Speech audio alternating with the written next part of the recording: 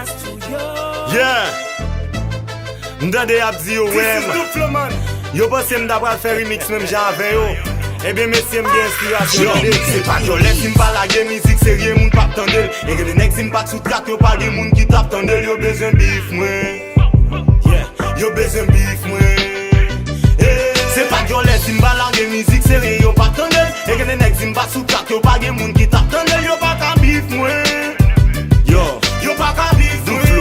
Yo si pat gen gran, pat ap jam gen reproche. Gen moun ki dizan moun, se sel el wè gen kop nan poche. Gen nan chaje opportunist sou pa gen ka boy koto. Swa dizan neg la di se fò, se selman leg gen bol kote. Mba jam trahi neg pou komba le vrak trahi pou manje. Me se piton fon pose, pase gen nam vin metanje. MC ate ka devan nan rale bak li vin deye. Pat yon rechèk de trahison, e spagetil te vin deye. Nan mal moute sou terren, wan it fon fò toutou ate. Yo fèm konon tel mon chichi ou pa kite fò toutou ate. Tout sak pose mpa ta plage, sin se god la na kon plan. Kom mache pou kom len vle, mesye sin gonek nan kompran. Sa sal rayi sak fe efor, si tou lel rele sou kol. Jepi di kata dou koman e krem nan vle kebe pou kol. Apre trak sa sou patou pe, konen mezi bouda on don. Epi si span fout big vopo, se mwen mezi bouda maman. Yo, se pa yo lè si m'balage mizik serye moun pap tandel. E gen de nek si m'pak sou trak yo pa gen moun ki tap tandel. Yo bezwen bif mwen. Yo bezwen bif mwen.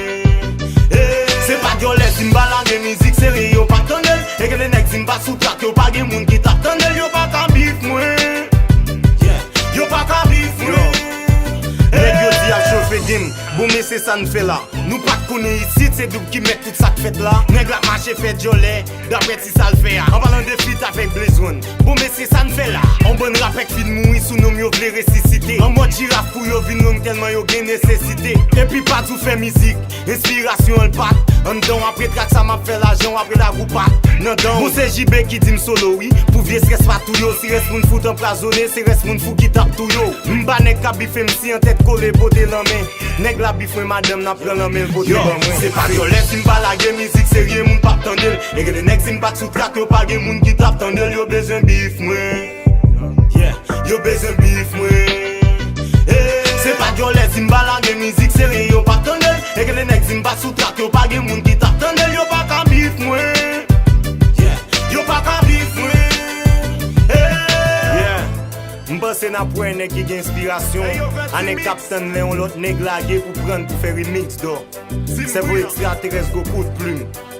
Yo jibe meken, neg yo wò sou ka fè kwa se beat sa men pou bam kraje gen nan do. LMS Dizay, yo, Team Peza, 3F Magic, bon m'eklat, Entrade Express, ha, brr, Gab Dizay, Babe Shop.